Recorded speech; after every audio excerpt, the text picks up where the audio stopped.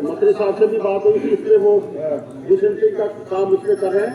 और जो भी आपने यहाँ खर्चात का किया है, ये सारी मैंने पहले ही कह दिया कि Kashmir as well as Jammu जितने भी कनाल्स हैं, जितना भी है, इस पर सरकार काम करेगी और इस पर फोकस करेगा डिपार्टमेंट, क्योंकि ये निहायत ही एक अहम कनाल्स हैं। और क्योंकि एक तो मैं गुजारिश करूंगा पूरे हाउस से कि दवा करें कि बारिशें भी हो, अगर बारिशें नहीं होगी तो जल शक्ति मंत्री ने क्या करना है। हमें तो नाकर्ता गनाहों की सजा पहले ही मिल रही है, तो अल्लाह करे कि ये इस बुरान से निकले और स्टेट वादा बंद है कि लोगों को पीने का पानी हो, इरिगेशन फैसिलिटीज हो, ये सब चीज जो है अभी इंशाअल्लाह वादा बंद है और इस पे डिपार्टमेंट लगा हुआ है और सख्ती से लगा हुआ है।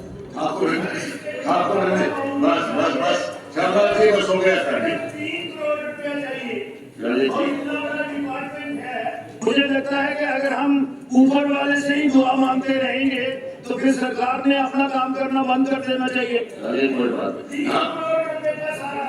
Thakur Ranveer Singh ji, what is your question? 1037. Public Works, Ministry of Challenge Public Works. Sir, the PWD department has mandate to construct various categories of roads, with state roads, major district roads, other district roads and village roads.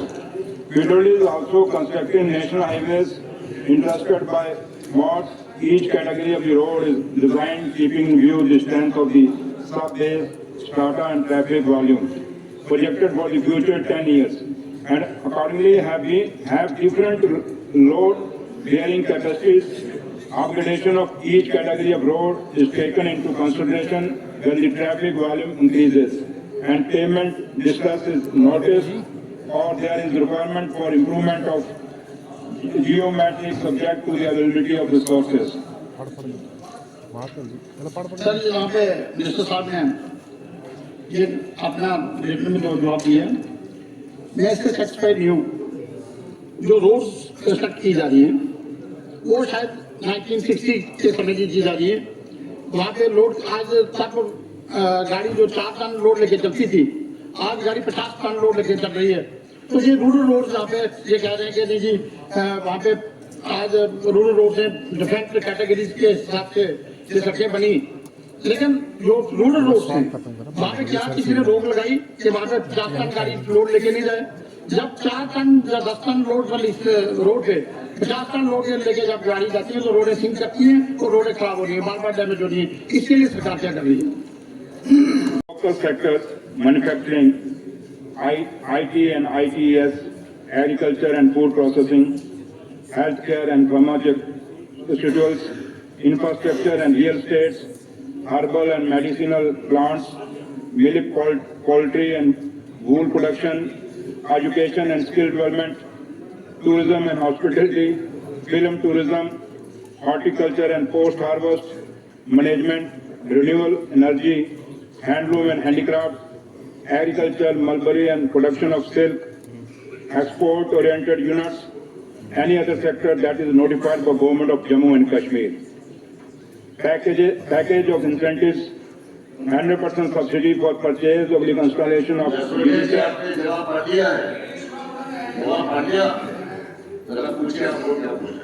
आपने पहले teacher मांगी थी नहीं, जैसे policy की मुझे दे दिए हैं। आप क्या गुजारिश से सवाल पूछेंगे? सर कैपेसिटी वो कम थी और आज बहुत बड़ी गाड़ियां आ रही हैं और अचानक वो गाड़ियां उन सड़कों पे चलना शुरू कर देती हैं जिन सड़कों पे इतनी कैपेसिटी नहीं होती। तो लेकिन है कि इस पे एग्जामिन करने की जरूरत है और गौर करने की जरूरत है। और इसमें आप क्योंकि मैंने अभी 4 महीने हुआ डिपार्टमेंट लिए, हम इस पे गौर कर रहे हैं और जो सड़कें बने वो अच्छी बननी चाहिए, इनका कंसर्न ठीक और मेरे सारे हाउस का ये कंसर्न होगा। The government is now focusing on scientific disposal of solid waste, which includes activities like bio-mining of all legacy waste, B. construction of scientific waste management centers, C. door-to-door collection of waste, D. biofencing around waste management centers, E. specific clearing of all dumping sites and converting them into bioparks. Solid waste management facility is operational in Ashaval town with a capacity of 4 TPD, and the waste of said town is collected and processed at the plant. सवाल जितना लंबा उतना मुख्तसर जवाब बहुत insufficient and अनसेटिस्फैक्टरी। पूछा है dumping sites बनी है कि नहीं बनी है पूरी यूटी में, और अगर बननी है तो दूरों में क्या बनेंगी। जवाब आया है नहीं, डंपिंग साइट्स नहीं बनानी है, तो एक लंबा जवाब आया साइंटिफिक मैनेजमेंट है कुछ, लेकिन न पॉलिसी का जिक्र है ना फंड्स कहाँ से आएंगे। हम तो एक स्पेसिफिक कॉन्स्टिट्यूएंसी का पूछ रहे थे, तो स्टेट का बोल रहे हैं हम डिससेटिस्फाइड है कि भी कॉन्स्टिट्यूएंसी में भी सॉलिड वेस्ट मैनेजमेंट का कोई इंतजाम नहीं है। दूसरी बात जो सी पार्ट में ऑनरेबल मेंबर ने पूछा है, उसने गाँव गिने, मंशा उसका ये है कि उन गाँवों में हाइजीन की प्रॉब्लम है, अनसाइंटिफिक मैनेजमेंट है और कहीं मैनेजमेंट ही नहीं है, उसका तो कोई जिक्र ही नहीं आया है। जैसे Larkipora, Shahabad, Sagam, Hiller, Ashwal and other rural spots in Duru constituency. There is no mention of any village, whether it is uncovered or covered. Dumping sites में या जो इनका नया प्लान है साइंटिफिक। ऑनरेबल मेंबर से मेरा यही, ऑनरेबल मिनिस्टर से यही गुजारिश है कि एक तो सी पार्ट का सफिशिएंट जवाब दे, इन गाँवों में जहाँ अफूनियत है, जहाँ बीमारियां फैलने का खतरा है, जहाँ लोग परेशान हैं, your scientific management will take years to get it, क्योंकि यदि पता ही नहीं है which is the scheme covering it, तब तक क्या करने जा रहे हैं। लेकिन मैं फिर भी जवाब देने की कोशिश करूंगी। जो सवाल पूछा गया है उसका जवाब आया है। अब इन्होंने कहा है कि मैं इनको बताना चाहूँगी कि achievements under solid waste management के बारे में इन्होंने बात की है। 9 सॉलिड वेस्ट मैनेजमेंट जो है वो ऑलरेडी कंप्लीट हुए हैं। Waste management centre is progress and an 85% physical work has been completed. इसी तरह 151 गॉर्बेज होपर्स जो है वो ऑलरेडी बन रहे हैं, और जो construction of dumping sites in rural land जो है उसके साथ ऑलरेडी जो है रूरल डेवलपमेंट के साथ रेवेन्यू डिपार्टमेंट ने मैटर उठाया है ताकि रूरल एरियाज में जो लैंड है उसके लिए मिल सके। क्योंकि अभी एक ऑनरेबल मेंबर ने कहा है कि ये दूर होना चाहिए, जहाँ पे भी डंपिंग साइट हो विलेज से दूर होना चाहिए, क्योंकि वहाँ पे नुकसान ना हो, जो वहाँ पे रहते हैं आबो हवा जो है वो खराब ना हो।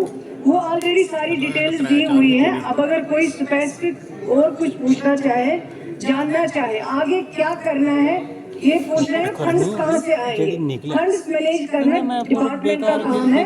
निजामुद्दीन साहब को इसके लिए परेशान होने की जरूरत नहीं है। फंड्स मैनेज होंगे और जो भी काम होगा वो आगे किया जाएगा। The said bus service is suspended as per the government SOPs from time to time, as the whole fleet of JK RTC was engaged for carrying Jammu-based passengers from Lakhanpur to various districts of UT of Jammu and Kashmir. Part B, sir. With the passage of time, the fleet of JKRTC became overaged and identified and proposed auction, which is under process, and the JKRTC with legal fleet right is blessed to cater the demand of general public of each district of UT, Jammu and Kashmir, and explores every possibility to cater the first service in the near future. Presently, JKRTC is operating in following bus service involving 4 buses on the said district: Jammu to Michali Loi, Jammu to Bani Loang, or besides above all, the interstate buses operated by JKRTC touches the district Kutha while on ups and downs journey. Part C, sir, the JKRTC has not put any such proposal in the past. Hello sir मैं पूरे बसें Covid में बंद कर दी गई थी और आज वो कोविड भी खत्म हो गया, अभी तक वो बसें रिज्यूम नहीं की गई। दूसरा मैंने पूछा था कि क्या जो कठुआ और बंब्याल और पठानकोट के बीच में बाकी बसें चलती थी वो भी रिज्यूम कर रही थी, वो भी इन्होंने लुहाई मार और मशहदी का जिक्र कर रहे हैं, जबकि मैं कठुआ की बात कर रहा हूँ। तीसरा ISBT कठुआ सैंक्शन हुआ था, उसका सिर्फ नोटिफिकेशन निकलना था, तो वो ये कह रहे हैं कि इसका कोई हमने प्रपोजल ही नहीं है RTC का, जबकि ट्रांसपोर्ट ने निकालना था। जो तीनों जो मैं पूछा कुछ था, जवाब कुछ और आ रहा है। मैं सर्टिफाइड नहीं हूँ सर। ऐसा जवाब दो ताल्लुक आपके सवाल का जवाब। आपने कहा कि कोविड के टाइम से पहले कि वहां गाड़ियां करीज कर देती, ठीक है।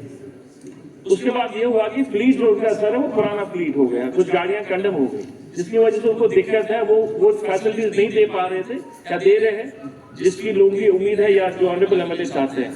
अब क्योंकि डिपार्टमेंट के पास एक प्रपोजल है, वो देख रहा है इस चीज को, जो ऑनरेबल MLA साहब की डिमांड है उसको पूरा एग्जामिन किया जाएगा और जहां की आपकी जेन्युइनिटी है उसको पूरा किया जाएगा।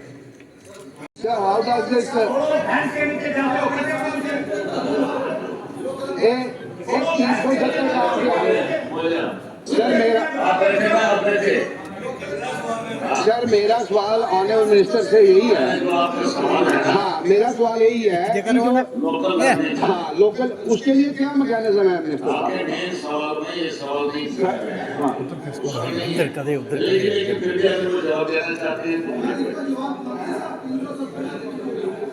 सर इसमें जहाँ तक ऑनरेबल मेंबर साहब का सवाल है, मैं बड़ी इनकी इज्जत करता हूँ,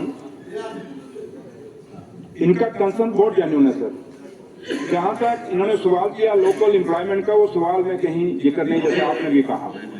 लेकिन जहाँ तक ताल्लुक है, जब ये सरकार अब नहीं आई और उमर अब्दुल्ला सरकार का ये हमेशा लोगों को वादा रहा और काफ़ी सारी मीटिंग ऑनरेबल CM साहब की भी, उमर साहब की इंडस्ट्री जो लोकल इंडस्ट्री है यहाँ जम्मू कश्मीर की या यहाँ के जो स्टेक होल्डर्स हैं, उनसे अलग अलग बातें हुई, उनसे मिले, वो डेपुटेशन भी मिली, मुझे भी मिली, CM साहब को भी मिली।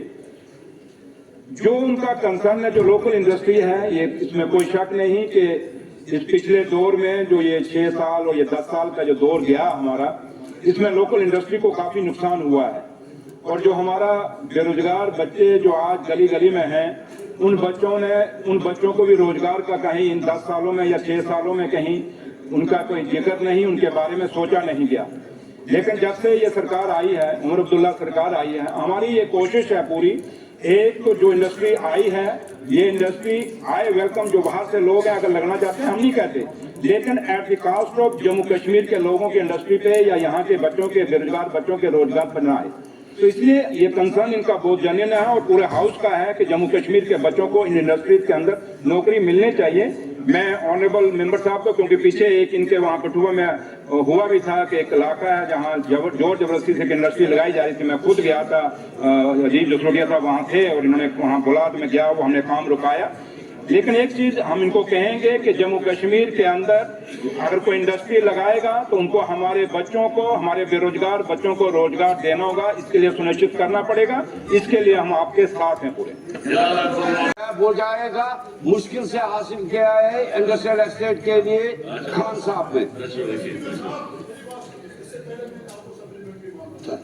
ये जो सवाल है वेरी इंपॉर्टेंट क्वेश्चन है। ये बात है कि जब तक ये इंस्टीट्यूट न देंगे ये गवर्नमेंट, एक जमाने में सीकॉप एजेंसी होती थी जो स्मॉल स्केल इंडस्ट्री डिपार्टमेंट का जो माल खरीदते थे।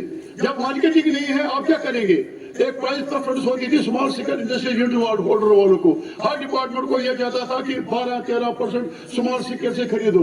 जब तक पॉलिसी में ऐसी चीजें नहीं रखेंगे, मार्केटिंग, अगर आप बड़ी बड़ी इंडस्ट्री लगाएंगे मार्केटिंग नहीं होगी, वो डिफॉल्ट हो जाएगा। इसलिए जरूरी है, मैं इसे गुजारिश करूंगा कि इसमें आप सोचिए, आपको रखना पड़ेगा, सीकॉप नए सिरे से डालना पड़ेगा, आपको मार्केटिंग फैसिलिटी देनी पड़ेगी नौजवानों को, ताकि जो स्मॉल स्केल यूनिट है उनको फायदा हो सके। और कुछ नहीं है, GST से सारा पंजाब से माल आता है, यहाँ की इंडस्ट्री ठप है, सारी जम्मू बड़ी तरफ ना सारा इंडस्ट्री ठप है यहाँ पे से। कहने दीजिए सप्लीमेंट्री, अब तो कहेंगे वही जो आवाम के मुफाद में होगा।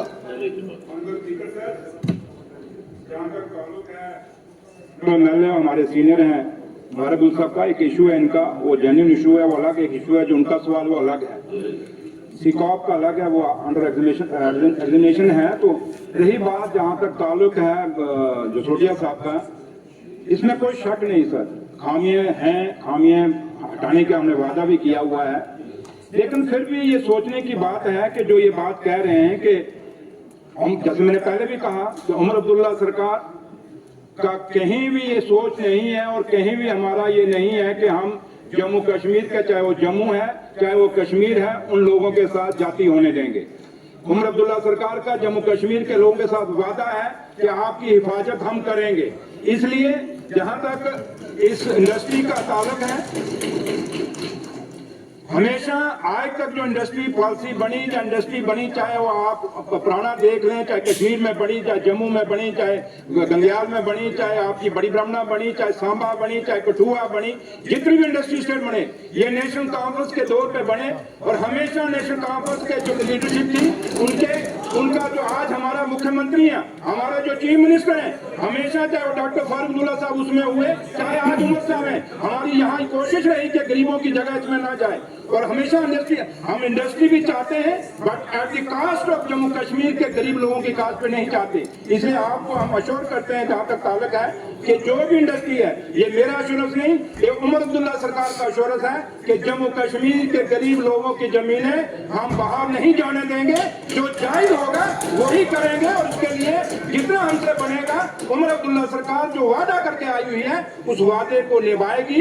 आपको इसके लिए कोई शक नहीं रहना चाहिए। कहने का मतलब है, जब आपके पास अनयूज लैंड पड़ा है, you jump to another land. जहाँ ये गए थे, जिस इशू की ये बात कर, जो जख्मी आदमी है जो हमारे मेडिकल कॉलेज जम्मू में है और रियासी डिस्ट्रिक्ट अस्पताल में है सर जो जख्मी है सर, बोलने तो दो सर, उनको क्या बताएं प्रेसिडेंट साहब? 13 आदमी थे, 4 की डेथ हो गई थी पार्टी सर, तो क्या उनको एक्सग्रेशियर रिलीफ दी जाए।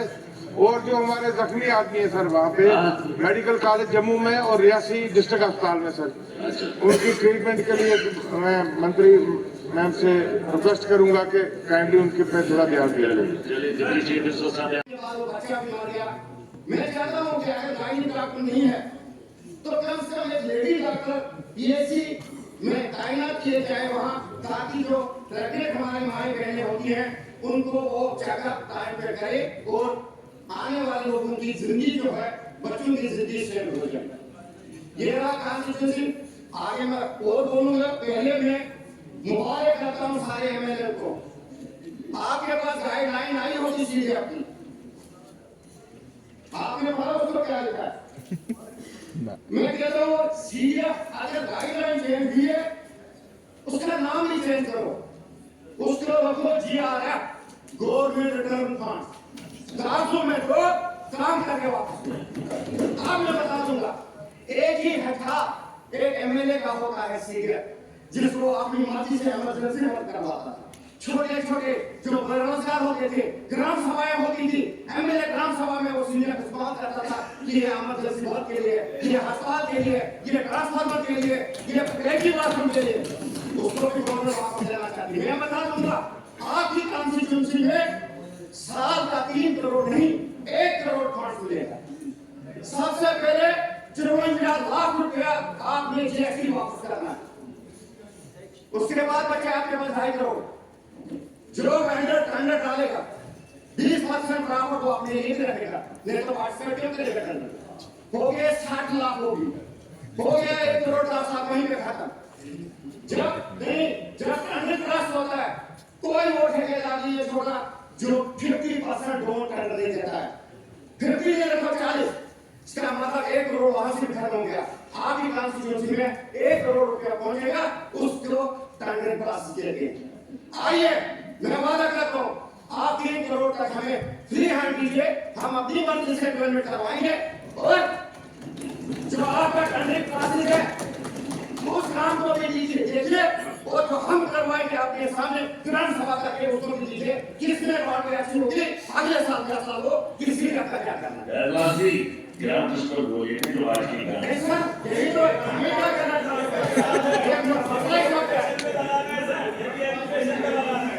हमने एजुकेशन को भी करना, हेल्थ को भी करना।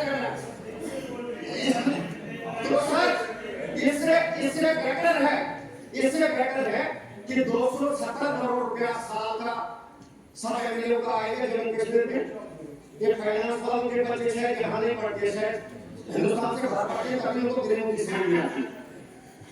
करिए 270 करोड़ हमें नहीं दीजिए, एक बात भी बनाइए, जिन गरीब बच्चों के हम बेरोजगार पढ़े लिखे बच्चों की मदद करना चाहते हैं, बनाइए फालतू सीट्स को बढ़ा के जो हमारी रियासत में से जो बच्चे बाहर पढ़ने ला रहे हैं, जो हमारी रियासत का मनी ट्रेन हो, उससे हम बच सकते हैं और हमारे बच्चे हमारी रियासत के अंदर अपने मेडिकल कॉलेजों में पढ़ सकते हैं और हम ये पैसा अपनी रियासत को दे सकते हैं। इसी तरह हमारा हेल्थ इंफ्रास्ट्रक्चर है। यहाँ से पिछले ही दिनों में कॉन्स्टिट्यूंसी में कुछ लोग सिर्फ आंख का इलाज करने के लिए यहाँ से भोपाल गए। भोपाल जैसे शहर में आंख का ऑपरेशन करने के लिए हमारी सोपोर जैसी जगह से भोपाल जाया जाता है, जिसमें 30-40 हज़ार रुपये रेट टिकट का भी खर्चा रहने से नहीं। अगर हम अपने इंफ्रास्ट्रक्चर को इतना मजबूत किया जा करे कि जिससे हमें मेडिकल टूरिज्म हो सके हमारी स्टेट में, क्योंकि हमारी स्टेट में काफी पोटेंशियल है। हमारी रियासत को इंफ्रास्ट्रक्चर को बेटर करने की कोशिश की जा रही है, चाहे वो पैट स्कैन हो, MRIs हो, बाकी चीज हो, मगर इसके साथ साथ जो बेसिक बुनियादी कॉन्सेप्ट है रेवेन्यू जनरेशन का या सर्विसेज प्रोवाइड कराने का, उसको भी साथ साथ दुरुस्त करने की जरूरत है। इसी तरह हमारे यहाँ कॉलेजेस तो बहुत है, लेकिन उन कॉलेजेस में मेडिकल या उन कॉलेजेस में नई स्ट्रीम लाने की जरूरत है, ताकि हमारे बच्चों को रियासत से बाहर में जाना पड़े और इसकी फाइनेंशियल इम्प्लीकेशंस ना हो। स्पीकर सर, मैं जिस कॉन्स्टिट्यूंसी से आता हूँ वो एक जमाने में वजारत होती थी, उसके बाद रियासत की 11 पहली तहसीलों में होती, एक तहसील थी, उसके बाद वो उन 11 तहसीलों में से 10 तहसीलें डिस्ट्रिक्ट बन चुकी है, बल्कि से वो एक तहसील वैसी रहे। मेरा पहला प्राइमरी स्कूल 1901 में बना, जो आज ग्रेट बॉयज हाई स्कूल। मेरा girls school girls primary school 1906 में बना, जो आज गर्ल्स हाई सेकेंडरी स्कूल हो। मेरे यहाँ सबसे highest number of students in दो स्कूल में। मेरे यहाँ सबसे पुराना 1895 में पहले वहां हकीम इलाज करते थे, उसके बाद मिशनरियों ने वहां काम शुरू करना किया। रियासत का ये कह सकते हैं आप कि सबसे पुराना हेल्थ केयर सिस्टम है। आज की डेट में जितना पोटेंशियल हमारे मेरे एक कॉन्स्टिट्यूंसी में काम का है, जितना मैं नेगलेक्ट नहीं कहूंगा, पोटेंशियल कहूंगा, क्योंकि हमारे जितना पुराना मेडिकल सिस्टम है उतना ही ज्यादा फुटफॉल है, क्योंकि वो जियोलॉजिकल सेंटर है नॉर्थ कश्मीर में। आज की डेट में कम से कम 25 से 30% हमारा हेल्थ सेक्टर में पेशेंट्स का फुटफॉल कंट्रीब्यूट करता है मेडिकल कॉलेज बारामूला को और बाकी हॉस्पिटल्स को। 2002 में नींद डाली गई सोपोर हॉस्पिटल की, लेकिन आज तक बनते तैयार नहीं हुआ।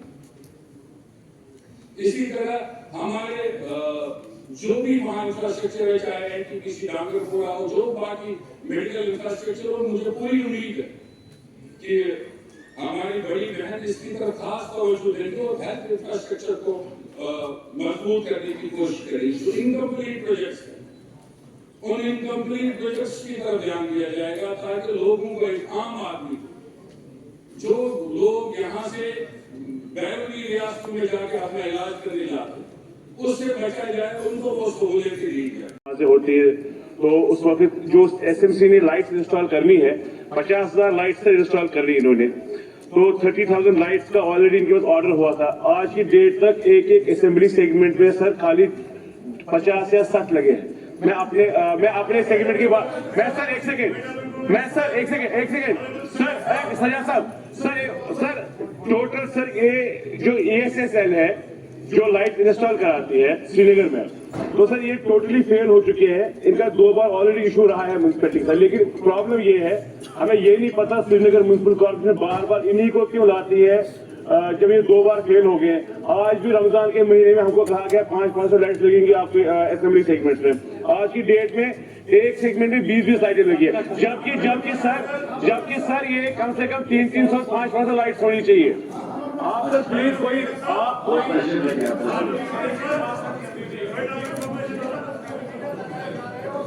गुरु साहब आप क्या कहते हैं? ये जो लाइट्स का है ना, ये सारी कॉन्स्टिट्यूंसी 8 कॉन्स्टिट्यूंसी का ये कंसर्न है। कोई बात